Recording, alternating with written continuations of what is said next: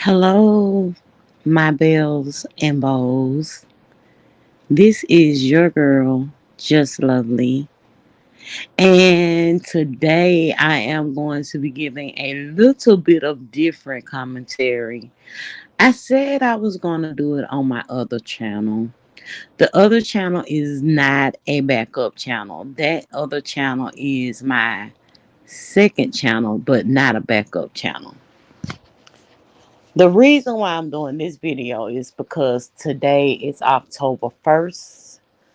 First off, I would like to say happy heavenly birthday to my grandmother.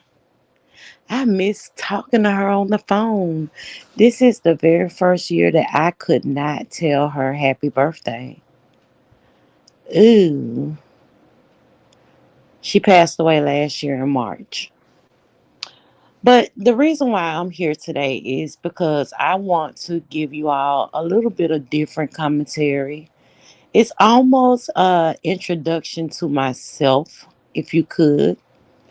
And I had it all set up. I was like, okay, let me go find some before and after pictures of myself and, show the people what it was like when I before breast cancer and after, right?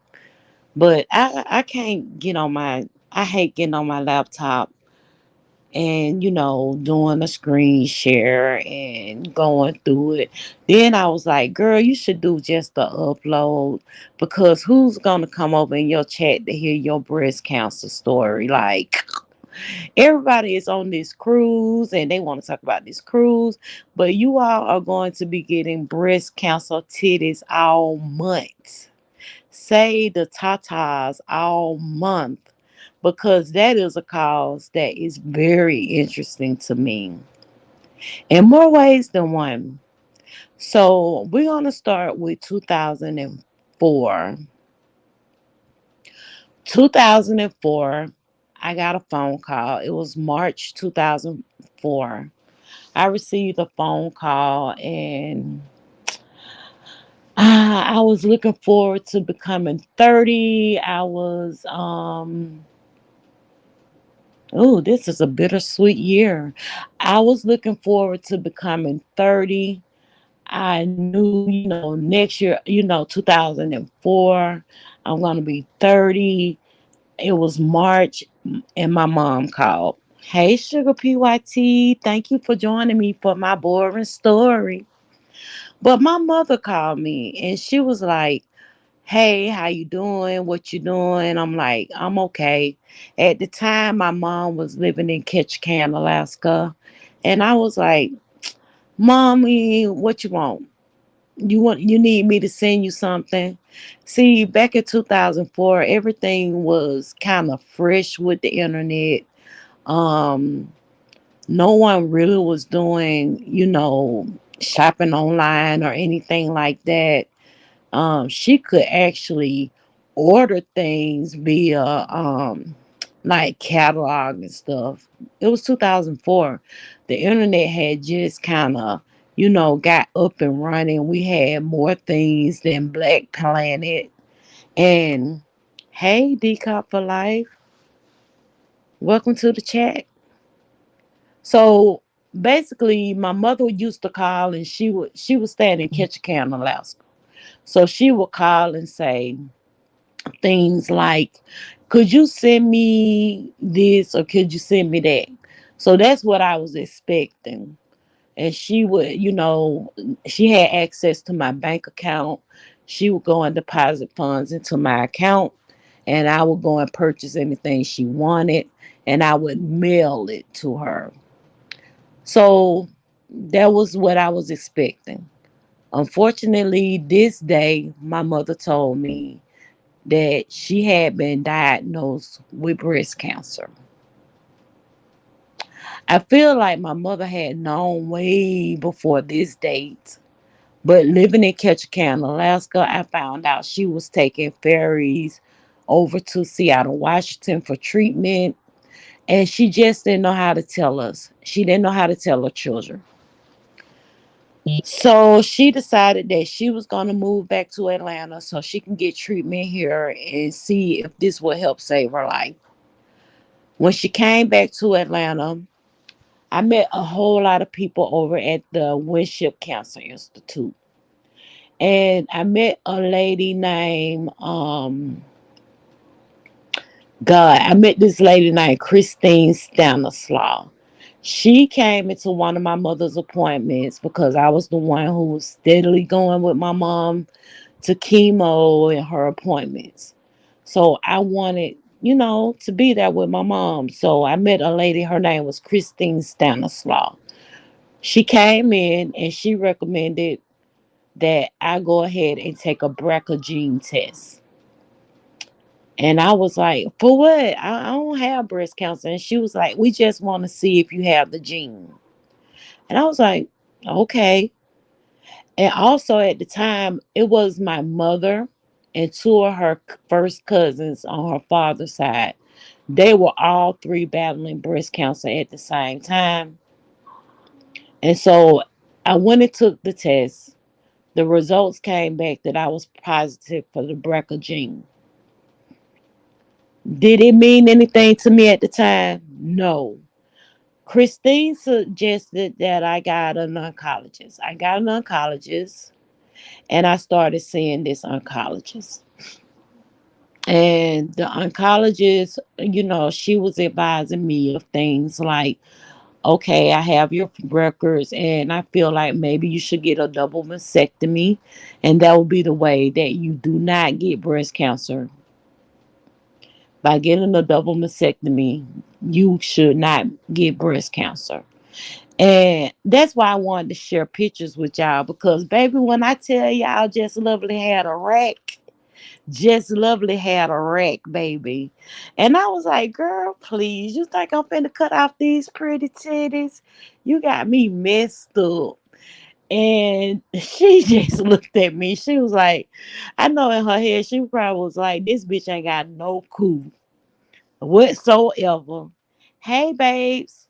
She probably like, this bitch ain't got no clue whatsoever. And I was like, girl, y'all ain't finna get rid of these pretty titties, baby. These pretty titties. And so basically, she told me the next course of action would be that I would come in every year. I would do MRI, ultrasound, and I would do two physical exams where she would actually, every year I feel like everybody once a month they should do their own exam. You should have a schedule. So when you're in the showers, you should be filling yourself up all under your arms, making sure under your under boob, but on your side, just to make sure that you don't feel any lumps or anything. And I started doing that right away. And so she would do it twice a year. And at the time I was 30, it was too soon for me to start getting mammograms. And yes, I had to get mammograms too. But it was too soon for me to get mammograms. The first time I had a mammogram, it was when I actually turned 30. All this started for me in March.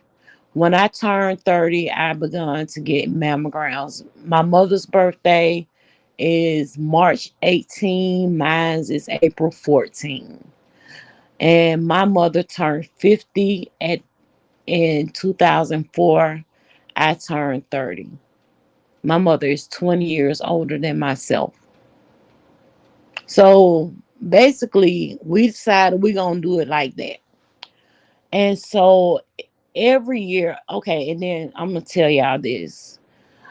June of that year, my mother's father, he was living in West Palm Beach. My mother had moved back to Atlanta, and my mother's father, we got a call saying that he was in hospice and he had colon cancer. We went and saw him, and he was in really bad shape. We came back to Atlanta. My mom is sick. She is going to chemo. and she was very weak and frail and sick. So we went down, saw him. We came back to Atlanta, and 2 weeks later, he passed away. So I lost my grandfather in June of 2004. November 2004, we had went out for Thanksgiving dinner. It was Thanksgiving Day. We went out for Thanksgiving dinner. We came home. We visited maybe like three family members. We went to over three houses. We came home, and basically we went to bed. My mom, she, got in bed, and all of a sudden I heard a big boom. And my mother had fell out of bed. She was trying to go to the bathroom. Evidently, she was too weak. And from that point on, my mother wasn't here anymore. She just was, they end up putting her in hospice. They asked me if I wanted to put her in hospice in a facility. I said no, let her come home. My mother, they said, well, they gave me this brochure, guys. The brochure was telling you the signs of, someone dying. And, I read the brochure. I saw everything happening. My mother, she laid in bed. She never ever woke up again. I had people coming to my house every day visiting my mother. And when they would start praying for my mom, I would be like, no, do not pray for my mom. Don't pray over my mom.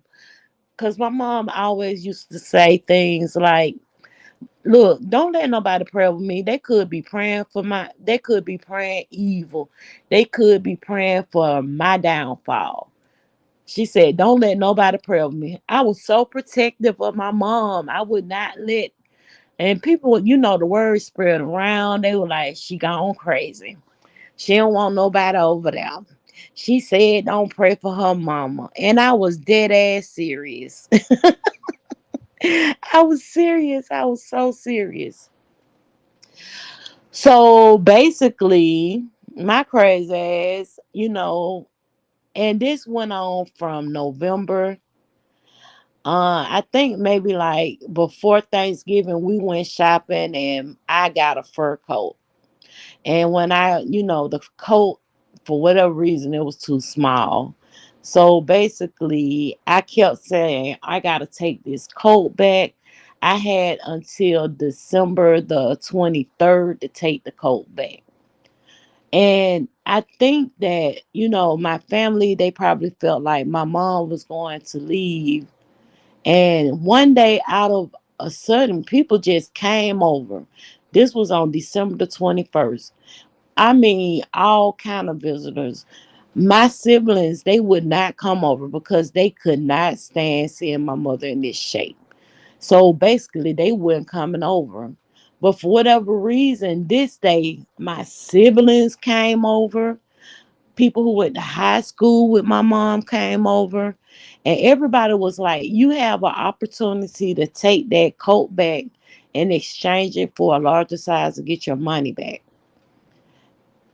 And as soon as I got in my car and got on the expressway, they called and told me that my mom had passed away. I came back, did all my hooping and hollering. The funeral home came and picked up her body. They were there when I got back. But yeah, y'all, I lost my mom December 21st, 2004 due to breast cancer. I went to my doctor's appointment with the oncologist, and she said, so sorry for your loss. Christine contacted me. She asked me if I could go out to lunch with her. I went out to lunch with her. And, she was trying to drill in my head things like, you know, you see the effects of breast cancer. You know what's happened to your mother. So why don't you just work with your oncologist and try and, make sure that You can you can get this out of the way. You don't have to go. You saw the pain that your mother was in. You don't have to go through that if you just do what your oncologist wants you to do. And we had a very nice lunch. And I'm like, look, Christine, I understand what you're saying, but y'all are not taking my pretty titties. And y'all, I was a dumbass. I'm not gonna lie, I was a dumbass. I was like, you're not taking my pretty titties. Fuck that. No, that I'm talking about, y'all. I had the biggest, prettiest rack. Like that was my best attribute. And basically, that some days I might wear a bra, some days I won't, because they was sitting up and they was perky, and they was just perfect. Dumb as fuck, right? But I'm telling these people, no, y'all can't have my titties. Y'all can't have my titties. And this went on from 2004 all the way to 2017. And between 2004 2017, I had started really being, there for the cause. Like I said, October the 1st is the beginning of Breast Cancer Awareness Month, and I was always set and ready. I've always been a part of the Susan B. Komen 5K walk. I've always donated. One thing about me is that I'm an avid reader. I love books, and I realized what was important to people who were sitting in the chairs at chemo. Either you're gonna read a book or you're gonna do a crossword puzzle, but you had to have something. And I would always volunteer books to the Winship Cancer Institute, and I would just purchase books. I knew what they needed. I would purchase books, take them. I would, I might see like, word find crosswords, and I would take them to them so that the people who was having the chemotherapy and radiation would have something to do while sitting there. Hey, so Benz, welcome to the chat.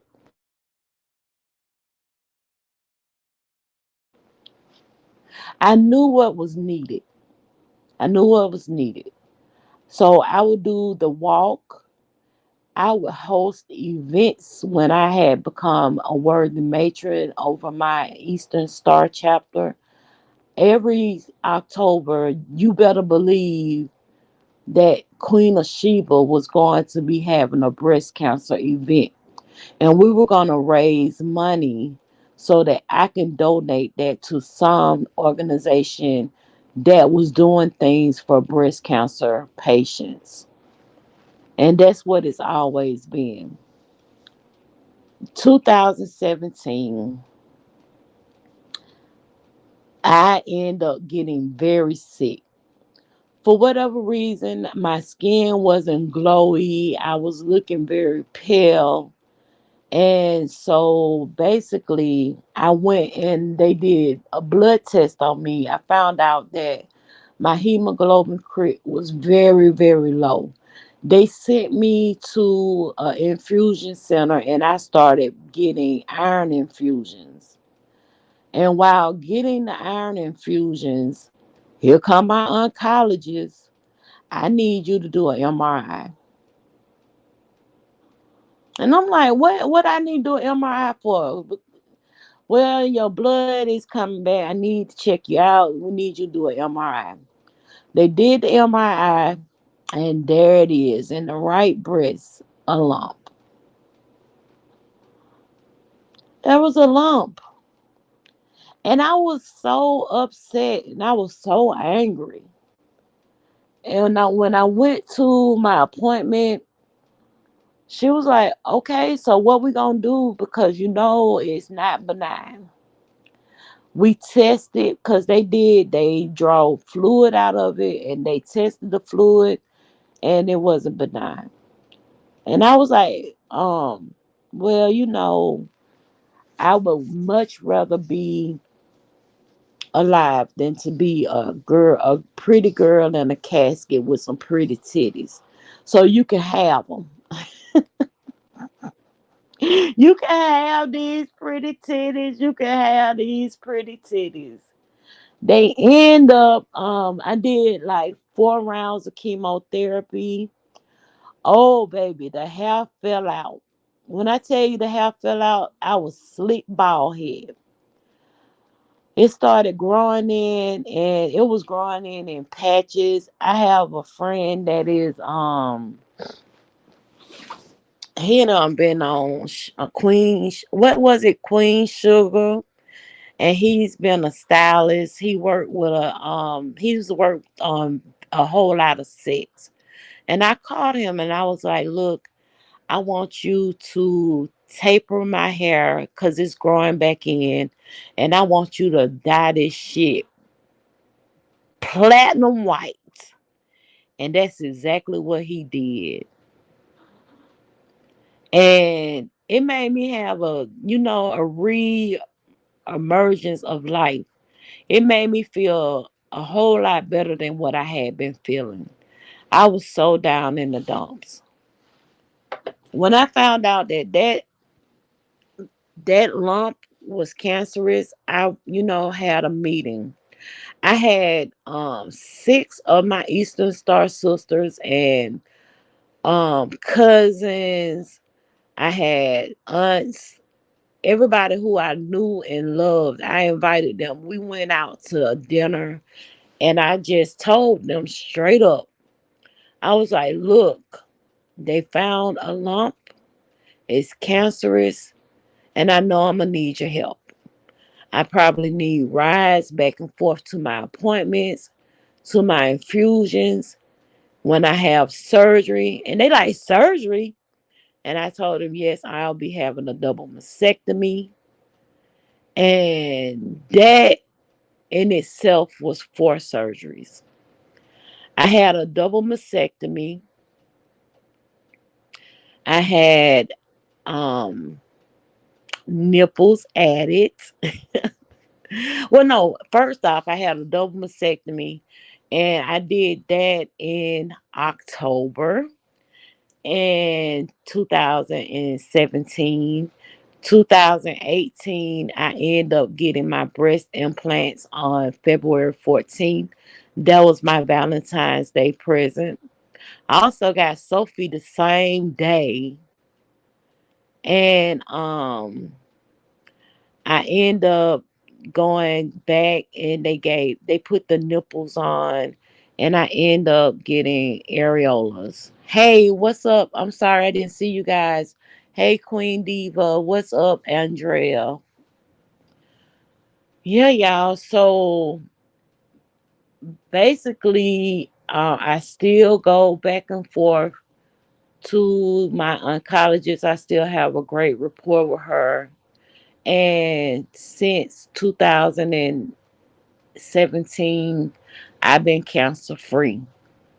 When they did my double mastectomy, they removed lymph nodes and things of that nature. So I got these big old cafeteria-lated arms, and I plan on getting surgery to actually, taper them down a bit.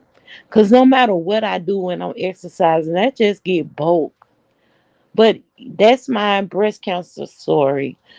The reason why I came on to do this story is so that I want you all to pay attention. Black women in general, we need to pay attention to our breasts. We need to make sure that we pay attention to our diets.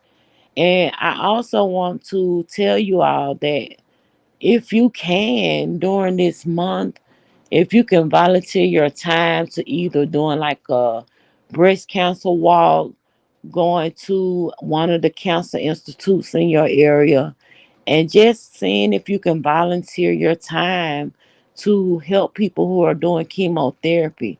Even if they're not doing chemotherapy for breast cancer, I think it's good to try and volunteer your time to others who are going through it, because one thing I could tell you about cancer is very painful.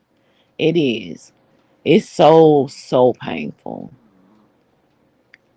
And then, fortunately, I didn't have to get radiation because radiation burn you inside out. They actually developed a pill for breast cancer, and I was able to do that after I got my infusions. But I just feel like if you all donate your time, hey Nomi, if you donate your time to some type of breast cancer cause, I bet you I bet you will be rewarded in some way, even if you don't even recognize that you've been rewarded. And that's it, guys. I just wanted to come up and talk about my breast cancer story because today is October 1st. It is the first day of Breast Cancer Awareness Month. And yeah, I don't know if anybody want to come up. It's only 7 of you who are interested in this story. But if anyone want to come up, if you have anything to say, if you had to care for someone in your family that had breast cancer, I will drop the link at this time. Thank you, Benz.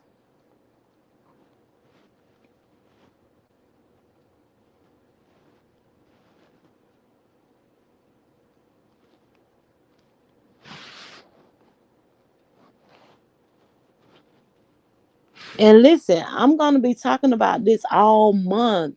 I may not go live and talk about it. I probably like maybe I might do like a some type of short or video or something with pictures of me when my hair was, you know. Now listen, for whatever reason, I've been trying to see if I had the nerve or the courage to actually take a picture of myself with the just straight slick bald head.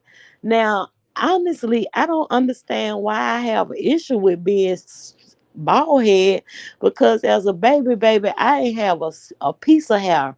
They was like, all them baby pictures of you, we taped the bow to your head. Back then in 74, they wasn't innovative.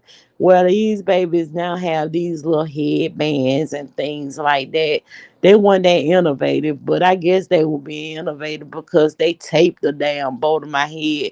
I ain't have a piece of hair on my head.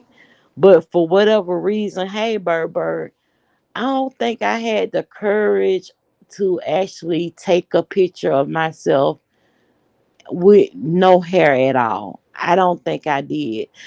Oh, one thing I can say though, in 2004, when my mother she went through it, I actually went and got my hair shaved for her as a gesture, just to actually um let her know I'm there for her. She knew I was there for her because, babe, I would break my neck to actually, hey, newbie, I was breaking my neck to make sure that my mother made her appointments, make sure that my mother had anything that she needed, because that was my mom. She took care of me. So I had to return the favor. That's why I don't understand people when they don't see about well, maybe they didn't have the parenting that I had. I had great parents who made sure that everything about me was up to par. I was telling somebody yesterday, child, please, I grew up with good stuff. A lot of people didn't grow up with air conditioning. The 80s, we was kind of still in the Stone Age, I believe. But I grew up with air conditioning home. We had cable. Shit. So I think I lived a great childhood. I do. So why not return the favor to my mom and show her that I was silent with her.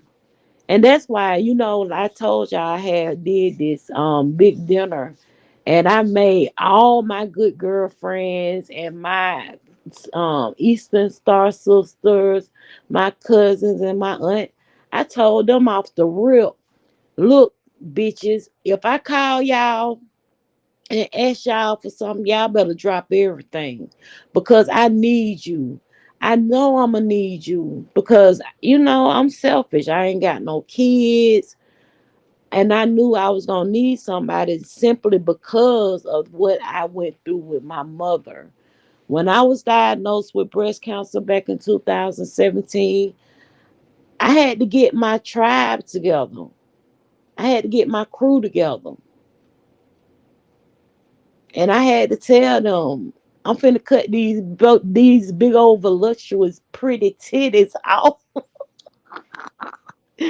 Y'all just don't know. That took a lot out of me. I'm not lying. Like, woo child. And then, like I said, I was trying to set this video up to show y'all pictures of me before the surgery and after the surgery. I might post maybe some pictures on my wall and show you how them girls used to sit up. Now, wait a minute. Let me tell y'all. Since I've had my double mastectomy, I be telling y'all that y'all need to go to Lane Bryant and get some bras. I do, but honestly, I don't need bras, baby. These big old these ain't no big old, but the rack is racking. And actually, y'all, I have on this really pretty dress today. And the dress is like a V in the front. It's a V. And I ain't got on neck, not a bra whatsoever. And when I tell you the cleavage is cleavaging, the cleavage is cleavaging. Baby, ain't no side titties. These titties sitting up here good. Hey, I spoke to Bird. What's up, hard head? And I spoke to Queen Diva. Nubiology, what's up? Welcome to the chat. We talking about my breast cancer story. It's breast cancer awareness month. You gonna see a whole lot of that. You gonna see a whole lot of pink. Let me put my banner up. Hold on. My brand. Hold on. And honestly, guys, I know. Yes, it's oh, yours cleavaging too, girl. Yes, baby. Cleavaging. But if you notice anytime you might see me in the chats and I might speak to you and I might put in that pink bow. The pink bow gonna stay with me. That's my emoji because of the ribbon, the breast cancer ribbon is pink. Each cancer has its own ribbon. I think lupus also have purple. So the ribbon for breast cancer is pink. So I'm gonna give you that pink bow while we're in the chats and the double pink hearts. I'm gonna give you that because pink has always been my color. I am a girly girl, and that bow represents breast cancer for me. It do. On this channel, when I was actually going to my oncology appointments and going to my um I was going to my chemotherapy appointments. If I'm not mistaken, I also had videos of me when I was actually at the hospital preparing for my surgery to get my breast amputated. No, my double mastectomy. But I think there were videos here. Hey Beverly, welcome back. Welcome to the chat. That's my moderator. That's one of my good girlfriends. But there were videos on here where I was actually sharing with you all my journey, and I actually got roasted for getting my breast double mastectomy, and I ain't gonna lie, I felt the way.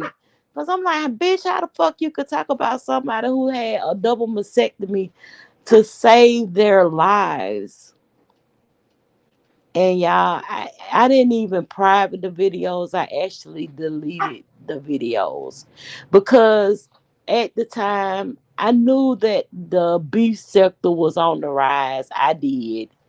But I felt like they don't went through all my videos and they are already over here doxing. This when you find out about doxing. I didn't even know what doxing was.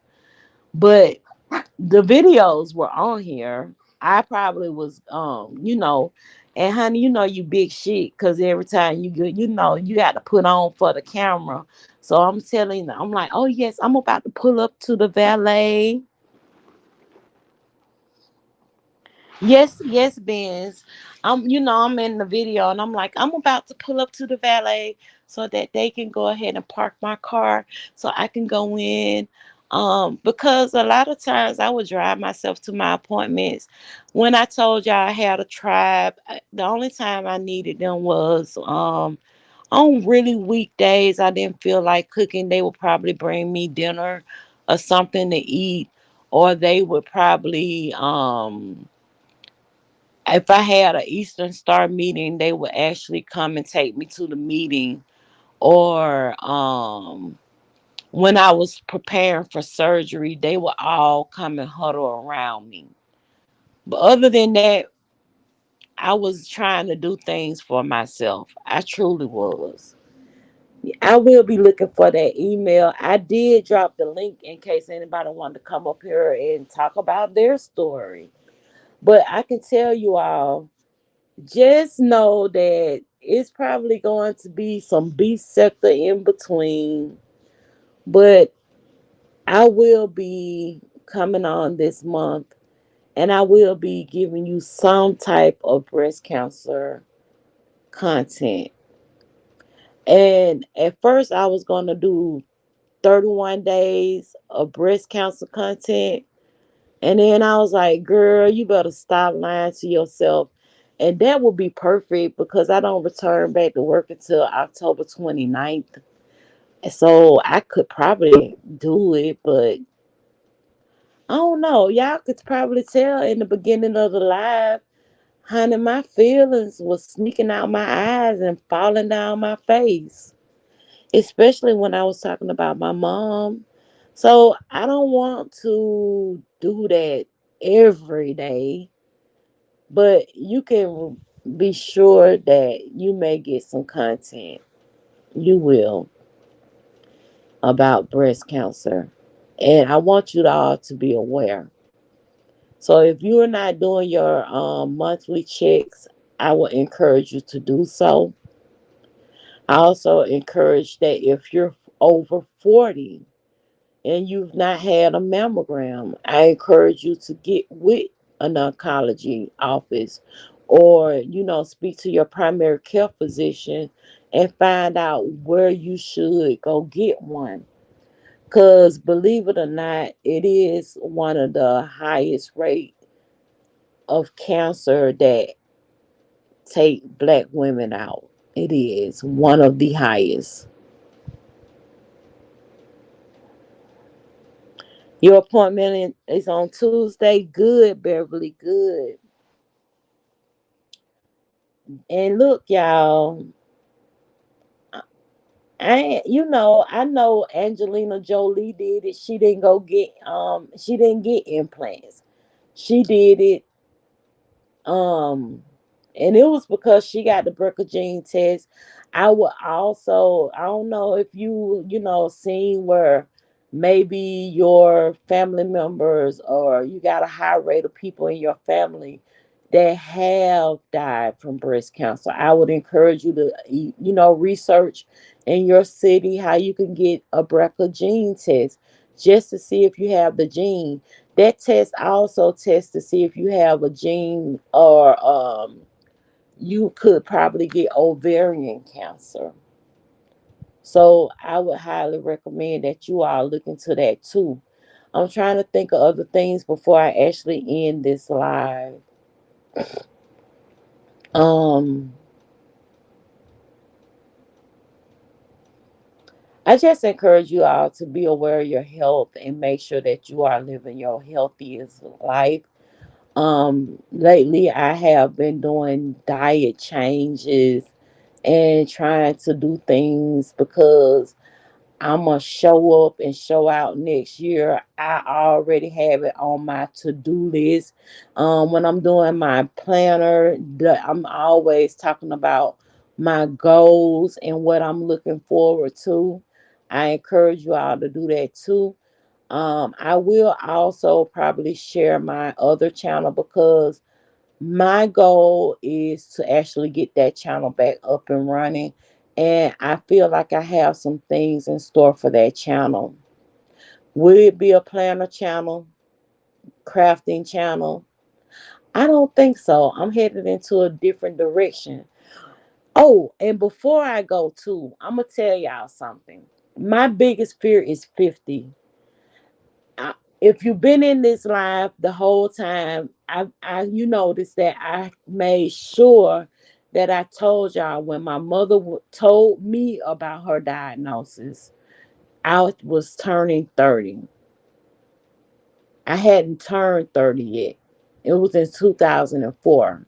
I found out about her breast cancer in 2004 March. As you can see from my lovely cash app, which is just lovely 414, that 414 is my birthday. So I hadn't turned 30 yet. So next year is going to be 2024. I'm already embarking on 20 years of being without my mother. And I will also be at her death year. My mother died at the age of 50. I've been so afraid of 2024. You guys could never imagine.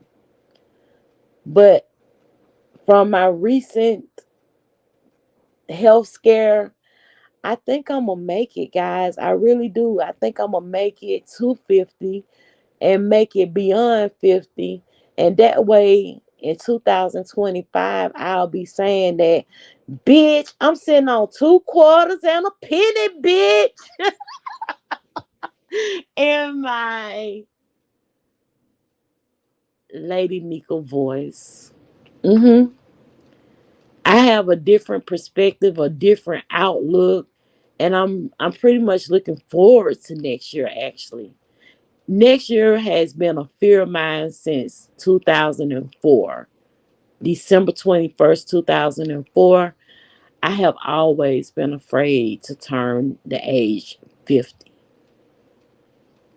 It is what it is. So I'm gonna let you guys go. I thank you all for listening in. I thank you all for commenting and let me know that you're here.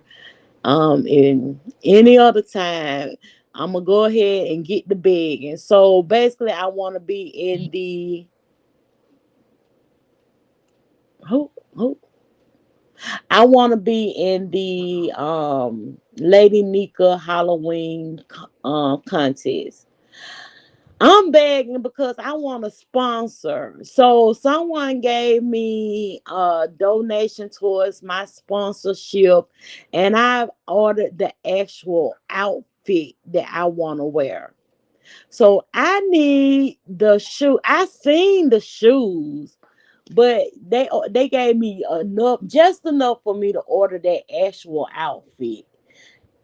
And I'm telling y'all, after Halloween, I don't think that will get worn ever again. But it is an actual outfit. It's not like, some old. It's not like one of those things you can get from Walmart. It's an actual outfit. Who gonna wear that? I don't know. But it's perfect for what I'm trying to go for. And it's some shoes that I saw that are perfect for what I'm trying to go for. Now, do I have the accessories? Yes, I have the accessories. So if you don't get out my face,